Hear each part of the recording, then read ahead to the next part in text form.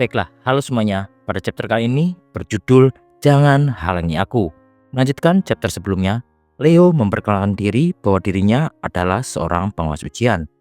Leo pun memberitahu kepada Asensio bahwa seharusnya merekalah yang memperkenalkan diri karena telah menyusup ke tempat ini. Kemudian bagi Asensio, seorang pengawas ujian yang menyapu lantai ujian tanpa izin dan rencana hal-hal yang rahasia, sepertinya banyak hal yang berubah sejak masuk ke menara, ujar Asensio.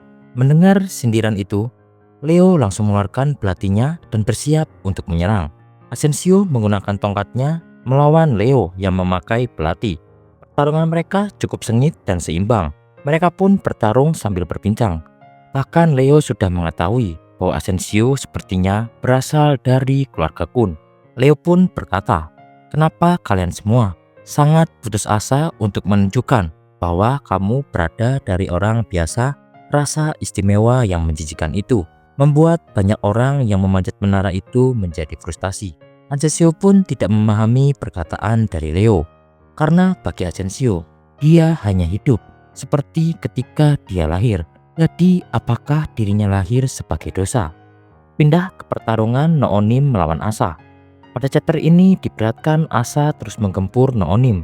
Lalu Noonim memang wajar jika Asa sangatlah kuat, karena Asa adalah penguasa lantai 2. Noonim merasa aneh karena telah mendengar Asa bukan orang seperti itu. Noonim tidak mengerti apa yang telah terjadi kepada Asa. Lalu Noonim pun bertanya pada Asa bahwa telah mendengar Asa dipanggil untuk mengelola tempat ini karena kepercayaan pemerintah.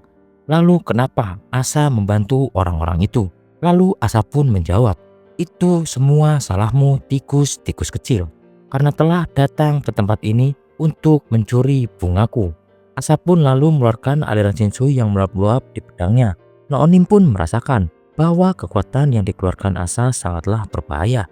Asa pun lalu menyerang membuat tubuh Noonim terhempas dan terluka. Noonim lalu berpikir bahwa tidak ada cara menang jika hanya menggunakan keterampilan.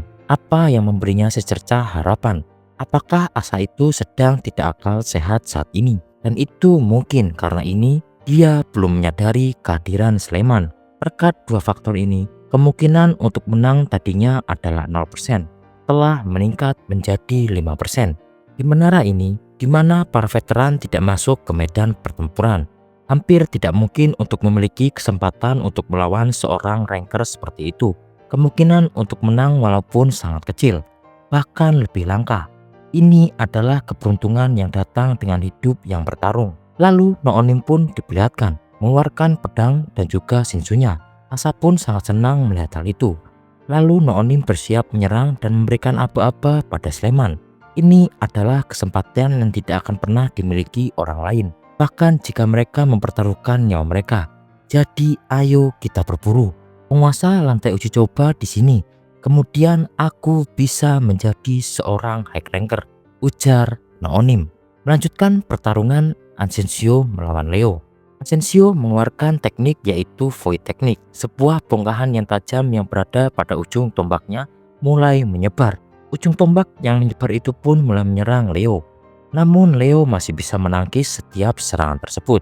Kemudian bagi Leo, jika ada satu hal lagi yang tetap tidak berubah di tempat ini, itu adalah penguas ujian, posisi yang hanya diperbolehkan bagi ranker yang elit. Kemudian pertarungan mereka pun terus berlanjut. Lalu Noonim pun mengeluarkan salah satu jurusnya, yaitu Maseni Style Ultimate Spear Technique Lightning Spear.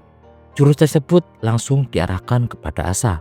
Menurut Mimin, dengan penamaan Maseni Style Ultimate, apakah Noonim ini adalah Maseni jahat ketika dia masih muda? Lanjut ke cerita, serangan tersebut adalah teknik kilat 4 kali lipat. Asa pun terlihat sangat kesal. Pertarungan mereka berdua pun terus berlanjut.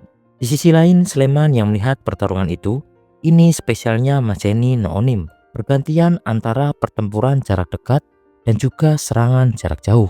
Dengan cara itu, lawan akan kehilangan jarak dan terpaksa fokus hanya pada pertahanan. Serangan Noonim yang lebih intens adalah semakin jengkel orang itu. Lebih keras suaranya menjadi suara jantung orang itu. Saat debar jantung itu terukir di telingaku, tombakku mendekati jantung pria itu. Tombak yang Sleman miliki adalah penembak jitu tak terlihat yang mengarah ke lawan. dari tempat terjauh. Pada tingkat ini, tombak itu akan segera menusuk jantungnya. Lalu Asa terus menyerang dan Noonim merasa jarak antara Asa dan dirinya semakin dekat. Jika tidak memburunya kali ini, dirinya lah yang akan diburu oleh Asa. Kemudian Noonim memberikan apa-apa kepada Sleman. Lalu Sleman pun sudah siap untuk meluncurkan tombaknya. Noonim kembali mengeluarkan tekniknya bernama Brilliant Leg Sword. Saat pandangan Asa terganggu, Sleman langsung menghunuskan spearnya tepat mengenai jantung milik Asa, dan Asa pun langsung berteriak. Namun tiba-tiba Lady Mako mengeluarkan kekuatannya, yaitu reversal atau pembalik. Serangan yang mengenai jantung Asa seketika berpindah kepada Asensio, Sleman, dan juga Noonim. Lalu Noonim pun bingung dengan apa yang terjadi. Lalu Lady Mako memberitahu bahwa dirinya lah yang melakukannya, yaitu kebalikan dari harapan, alias ke dalam putus asa. Noonim pun terlihat langsung tersungkur. Lalu Lady Mako pun memerintahkan Asa dan juga Leo, lakukan apa yang dimau dengan para penyusup itu. Bunuh mereka atau singkirkan mereka, asalkan menanganinya tanpa masalah apapun. Satu-satunya target kita adalah Urek Mazino. Sisanya tidaklah penting sama sekali. Jadi bawa cepat Urek Mazino. Ditutup pada chapter kali ini, tepat pada ruangan ujian posisi Fisherman. Urek dengan mudah mengalahkan para reguler. Urek Mazino dan juga Putri Jahat maju ke ujian berikutnya. Sekarang satu-satunya yang tersisa di lantai ini adalah ujian terakhir. Kemudian panel berpindah ke ruangan Urek Mazino. Para reguler telah dikumpulkan oleh Urek.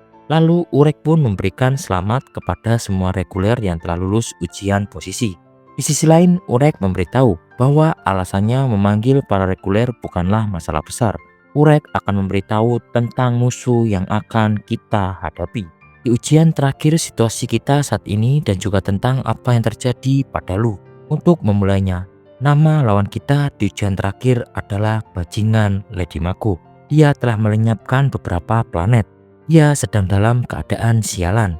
Tingkat kosmik ultra spesial pada skala universal, dan hanya ada satu cara mengalahkannya, yaitu jangan mengganggu. Apapun yang terjadi, percayalah dan jangan halangi jalanku. Itulah cara kita bisa menang. Baiklah, sekian pembahasan untuk chapter kali ini. Terima kasih dan sampai bertemu di next video. Bye-bye.